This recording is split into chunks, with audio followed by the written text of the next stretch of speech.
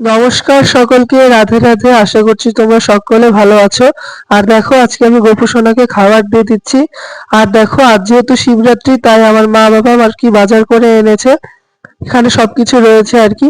তো চলো তুলসী পাতাটা আমি আগে তুলে নিচ্ছি, তারপর দেখো আমি ভোগে মুরকি খই আর নকুলদানা দিয়ে দিয়েছি মধ্যবিত্ত পরিবারে আর কি যতটুকু জোটে। তারপর দেখো জল দিয়ে তুলসী পাতা দিয়ে আমি ধূপবাতি দেখিয়ে নিচ্ছি। এরপর দেখো আমি ওকে খাইয়ে দিচ্ছি সুন্দর করে।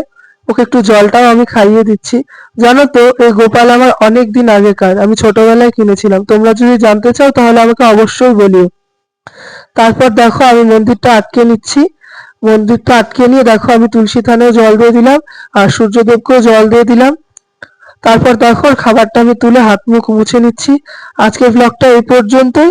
আশা করছি তোমরা সকলে ভালো থাকবে। আবার দেখা হবে এর পরের ব্লগে, শিবরাত্রির ব্লগে। ততক্ষণ টাটা।